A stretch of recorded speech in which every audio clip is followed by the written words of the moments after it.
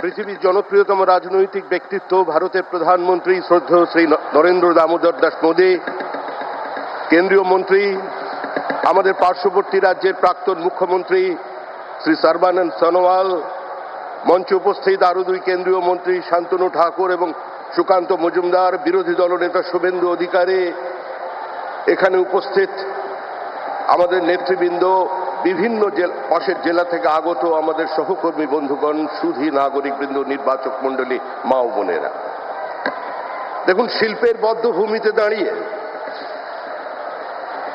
আমাদের প্রধানমন্ত্রী নরেন্দ্র মোদী আপনাদের কাছে এসেছেন শিল্পায়নের বার্তা দিতে।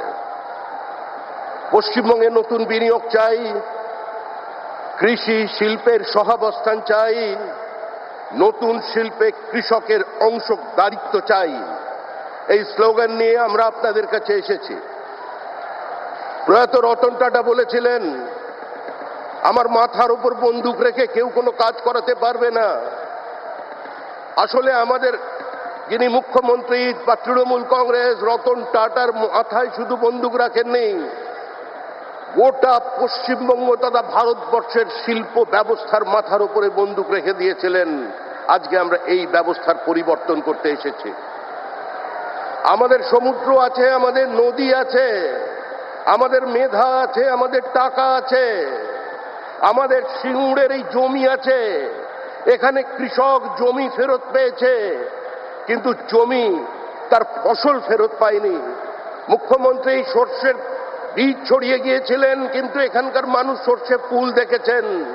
তাই হুগলির মানুষ, রাজা রামমোহন রায়ের জেলার মানুষ শিল্পায়ন চান, বিকাশ চান, যে কোনো মূল্যে পশ্চিমবঙ্গের কর্মসংস্থানের শ্রীবৃদ্ধি চান, পশ্চিমবঙ্গের আর্থসামাজিক উত্তরণ চান।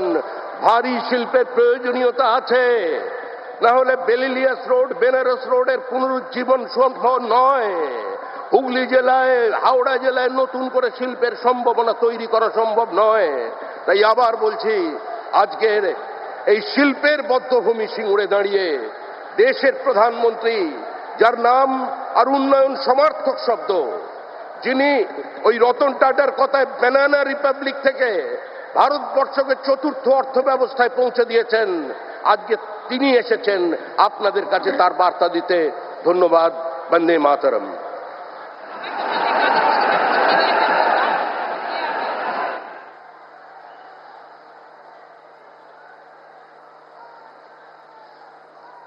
ধন্যবাদ মাননীয় রাজ্য সভাপতিকে।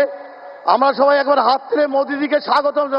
মোদিজি স্বাগতম, মোদিজি স্বাগতম। এখন বক্তব্য দিতে আসছেন, আমরা যার জন্য অধিক আগ্রহে আমরা এখানে অপেক্ষা করেছি, সেই সম্মানীয় মোদিজি এখন আপনাদের সামনে ভাষণ দিচ্ছেন।